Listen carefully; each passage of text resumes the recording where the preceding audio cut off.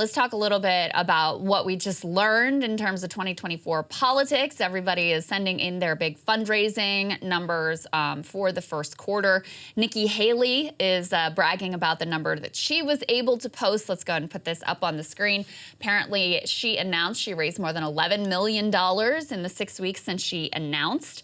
This person indicates that, for comparison, the Trump campaign says he raised upwards of $10 million just since the news of his formal indictment broke on Thursday. So it does take a little bit of the wind down of the sails. But nevertheless, $11 million is a significant sum.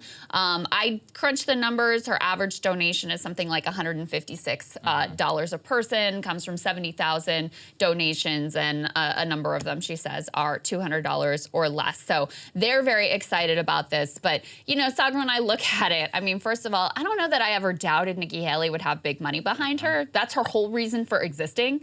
That's the only reason why she's in the political landscape at all, is because she is sort of like, you know, Kamala Harris figure that the donor class loves, even as there's very little public appetite for her. That's number one. And number two, at the presidential level, money becomes so much less relevant when you have Donald Trump in the race and he literally gets millions, tens of millions of dollars in free airtime and publicity every single day. Yeah, I mean, if you think about it this way too, like, you know, Trump was outspent almost 10-1 in the 2016 campaign, and he won. He actually reached spending parity or ish in 2020, and he lost. So it's not like money actually matters all that much, you know. And also at this level, when it comes to Trump and presidential level, when it comes to Trump and the presidential level, I just don't think money is the big deciding factor here. I think it's cope, basically, on everyone's part. Now, it's certainly, obviously, it does matter, but to what level, nobody can really tell you that. And just by and large, like, insurgent campaigns have won before, you know, very well-moneyed campaigns have lost. If anything, there's a lot of good evidence on the Trump side that anytime he's hamstrung by a real professional organization, it actually doesn't work out as well for him, and that he's better in a freer and a loose environment. Yeah. And, you know, Jeb Bush had $100 million. Like, how did that work? He came in 5th place. So, like, there's also no evidence that vis-a-vis Trump, that running all these negative ads and trying to work against him, even with all the money in the world, is going to do a damn thing. So, you know, okay, congratulations, Nikki Haley. I guess, you know, you can buy more. Scott Walker, remember that? I mean, the guy had $30-40 million in the bank. Yeah. Didn't do anything. I mean, the problem for Nikki Haley is the same problem that Hillary Clinton had, which is you can have all the money in the world, but if you're selling a product that nobody wants, doesn't really make a big difference. We also got some numbers from Ron DeSantis's affiliated Super PAC. Let's put this up on the screen.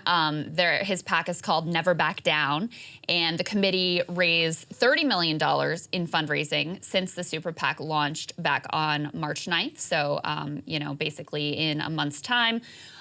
They said the money was raised rather than transferred from other committees, and half of the contributions came from donors outside of Florida. So also certainly plenty of money behind the Ron DeSantis hope. Right. Yeah, I mean, $30 million, once again, it sounds like a lot of money. If that's actually only 1/3 of what Jeb Bush had raised before he eventually even declared in it. And where is the evidence that money is where is the evidence that what can money buy you? Name, ID, and advertising. Is that really DeSantis' problem here? Or is it that people like Trump more than him, or may not even like him in the GOP primary, that they feel that Trump is under threat and they need to stand with him over this? No money in the world is going to fix that. And as you just said, Trump probably just got $1 billion in free media just in the last week from the coverage that he received in terms of his arrest. You can't outspend that. I'm sorry. You can't compete with the amount of, you know, unpaid media that Trump is able to garner just every single day, because obviously the more that the liberal networks hate him, the better it is for him. And Fox News, which really was trying to turn the page on Trump and really do their Ron DeSantis boosting, you know, they're backed into a corner where they can't help but go all in on Trump coverage as well, because as I think was revealed in the Dominion lawsuit, like, they just don't have control over their audience to force something different on them. They have to go with the flow of where the Republican base is at right now. And again, even as, you know, these are impressive fundraising numbers, it's not like Trump isn't also raising a lot of money. Let's put this up on the screen. Apparently, he has raked in $10 million from supporters since a Manhattan grand jury indicted him.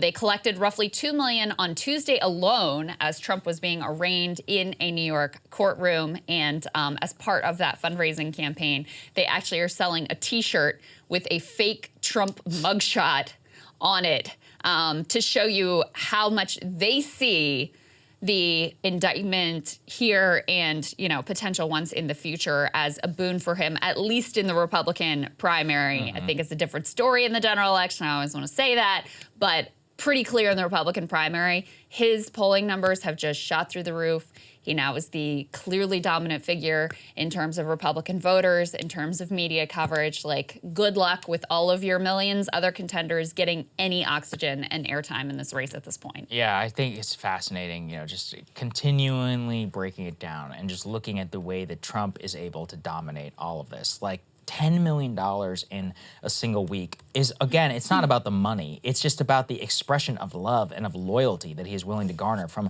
millions of small dollar donors that just don't exist for any other Republican candidate. And that's just something that he will always be able to tap over and over and over again that none of these other candidates actually have. It's a huge strategic advantage on his behalf. Yeah, and also, he's been building these lists for a lot of years now. Yeah. Now, I do think they have gone back to the well of these lists. He is very abusive in terms of the amount of fundraising emails that he sends out, and it has really taken away. Other Republican candidates in Senate primaries and whatever have really complained about the way that the whole Republican base is tapped out because the Trump operation is just constantly clawing whatever scraps of dollars they can from this fundraising base. But, nevertheless, he has certainly built an extensive list. He certainly has a really dedicated, enthusiastic following, and the more that they see him as being under threat, and the more that they are likely to give, the more the media covers him, the more Democrats salivate about what they think is great for them, with Donald Trump being a potential next Republican nominee once again, and just full service economy there for everybody involved. Yeah, absolutely. Hey guys, ready or not, 2024 is fully upon us now, and Saagar and I have been brainstorming ways that we can really up our game for this critical election. Yeah, we rely on our premium subs to expand our coverage, to add staff, to upgrade the studio. We just want to give you the best independent coverage of this election, which is possible. So if you can help us out, become a premium subscriber today, breakingpoints.com, or the link is down here in the description video. It really means the world to us, and if you like what we're all about, this is the best possible way to keep us 100% independent, working only for you.